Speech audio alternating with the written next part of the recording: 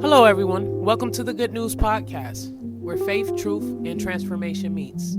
I'm your host, Privileged Truth, and today we're diving into a topic that could change the way you love and the way you feel love. That's right, we're talking about the 5 love languages. Now, you may have heard about them before. Maybe you've even taken the test. Maybe you've read the book, or maybe this is brand new to you. Either way, stick with me because understanding these love languages can take your relationships, romantic, family, friendships, even your relationship with yourself to a whole new level. And most importantly, it can help us love the way God designed us to. So, in this episode, we're going to break down what the 5 love languages are, why they matter, and what you can expect from this series. Then, in the next 5 episodes, we'll explore each love language in depth, what it looks like, how to speak it, and what happens when we don't. What are the 5 love languages? You see, God created us to give and receive love, but the way we express it isn't always the way someone else feels it. Make sense? Let me say it again. God created us to give and receive love, but the way we express it isn't always the way someone else feels it. That's where the 5 love languages come in. Dr. Gary Chapman introduced this concept, and it's been helping people understand relationships ever since. Here's the deal. There are 5 main ways we express and receive love. One is words of affirmation. The next is acts of service. Then we have receiving gifts. Then quality time. Then there's physical touch. With words of affirmation, if this is your love language, hearing things like, I appreciate you, you're amazing, or even a heartfelt, I love you, makes you feel valued. Words build you up. Those are words of affirmation. That's your love language. Acts of service, some people feel love through actions, not just words, but doing something that shows love, like helping with a task or cooking a meal or taking a burden off of their plate, to them, that's more of love to them than a person who's just going to tell them, oh, you're amazing. They're like, yeah, really? Well, show me something. Show me your act of service. They want to see it in action. So if that's you, then that's your love language. Then we have receiving gifts. Now, before you think this is all about a materialistic thing, it's really not. A person who love language is receiving gifts, it's about the thoughtfulness. You know how they always be like, oh, it was the thought that mattered. That's what that's about. A small, meaningful gift, a surprise coffee, or something that just show, I was thinking about you. Speaks volumes to these individuals.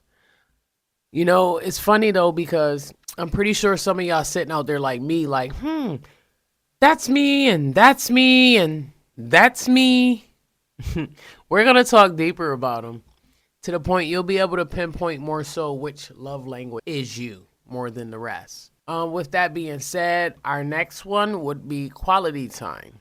Now, quality time, this one is about attention. Putting the phone down, making eye contact, spending undistracted time together. This is an expression of love for those who primary love language is quality time. It's not about what you're doing, but who you're with and how present you are in that moment. So don't be that person who goes out to eat and then you're on your phone the whole time. Because your partner may be a person whose love language is quality time. And if it is, how you think they feel? Very disrespected and unloved. With that being said, let's go to the next one, which is physical touch. Last but not least, some people feel the deepest connection through touch. Whether it's a hug or a hand on their shoulder or someone patting them on the back or just sitting close to someone, cuddling. It's about feeling secure and connected through this physical presence of their partner. Now, as I went through these, did one of them stand out to you? Maybe 2. That's because We all have primary love languages, and sometimes a secondary one too. And when we don't receive love in the way we understand it best, we can start feeling unloved, even when love is present. With that being said, why do the 5 love languages even matter? Well, understanding love languages is important in every kind of relationship. Think about it. If you're speaking Spanish and the other person is speaking French, you might both be saying, I love you, but neither one of you really understand each other, right? Same thing happens in relationships. You might be showing love in the way that you understand it, but if that's not the way that the other person received love, they might not even recognize the love that you're giving.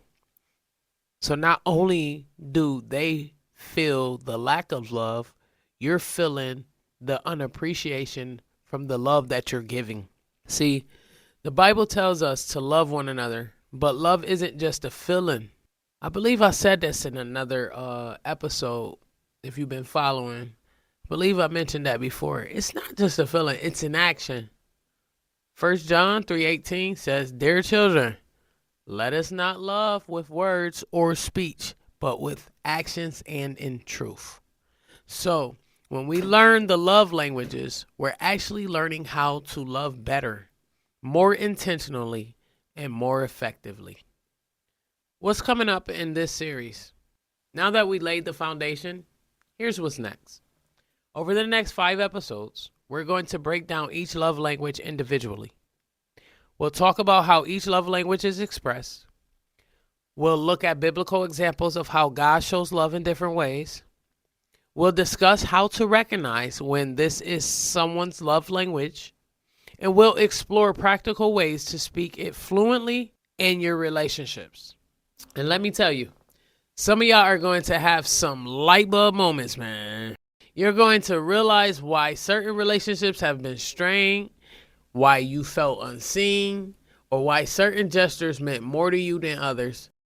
But most importantly, you're going to learn how to strengthen the way you love and the way you receive it.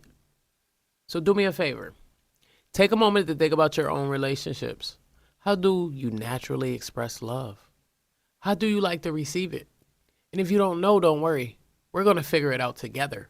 But how about you guys do me a favor right now? Like, comment, and subscribe so that we can push this algorithm around so more people can learn these lessons of love and these lessons of marriage and relationships that I've been teaching. I would love to share this with the world. So if you guys can do me a favor and just smash that thumb. You too. I see you. Smash it right now. All right. So, in closing, guys, that's it for today. Thanks for tuning in to the Good News Podcast. If you're excited about this series, make sure you subscribe, follow, and share this with someone who needs to hear it. And don't forget to check out our website for updates and extra resources. You guys can check me out at the Good News Truth. That's TRU7H.press. That's a website for us to go to where we can interact with each other or just interact by yourself.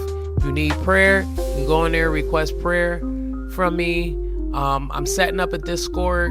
I will also be coming back with the information for Discord as well. In the meanwhile, love, peace, and blessings. I'll see you guys soon. This is Privy Truth signing out.